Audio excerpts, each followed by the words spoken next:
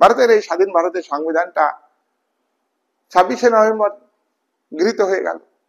তাহলে 27শে নভেম্বর চালু হলো না কেন? 2 মাস সময় কেন লাগলো?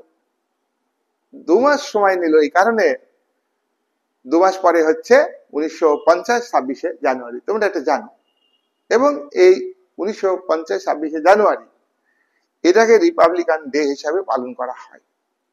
রিপাবলিকান ডে, প্রজাতান্ত্রিক দিবস, সাধারণতান্ত্রিক দিবস, বিভিন্ন নাম আছে। তোমরা একথা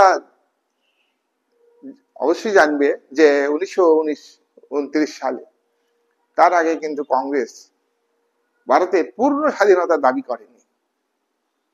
ও হোম রুল লীগ আন্দোলন হয়েছিল অ্যানি বেসান্তের, তিলকের নেতৃত্বে। সেই আদর্শকেও কিন্তু প্রথমে গুরুত্ব দেয়নি। পরবর্তীকালে অনেক বার্গেনিং এর মধ্য দিয়ে হোম রুল লীগের স্বায়ত্তশাসনের দাবিকে গ্রহণ করেছিল কংগ্রেস।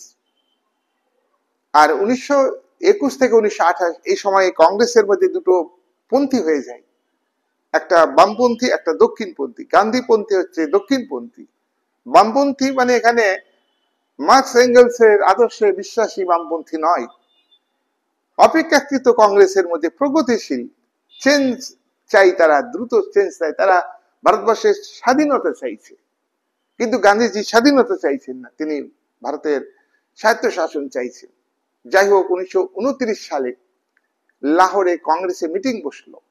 সেখানে অনেক দুই পক্ষের মধ্যে বামপন্থী এবং দক্ষিণপন্থী, অপেক্ষাকৃত পরিবর্তনশীল পন্থী বামপন্থী, আর অপেক্ষাকৃত পরিবর্তন চাই না রক্ষণশীল গান্ধীপন্থী, তারা হলো তোমার দক্ষিণপন্থী।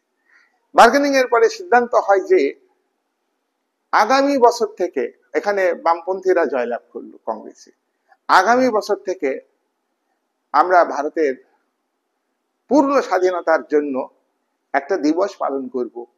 সেই দিবসটা হচ্ছে 1930 26শে জানুয়ারি।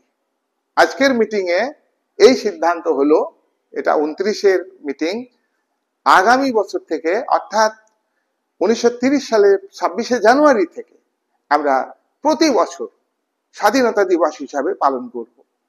এবং কংগ্রেস 1931 1932 এই ভাবে 1947 48 পর্যন্ত তোমার ওই স্বাধীনতা দিবস হিসাবে পালন করেছে। 49-এও স্বাধীনতা দিবস হিসাবে পালন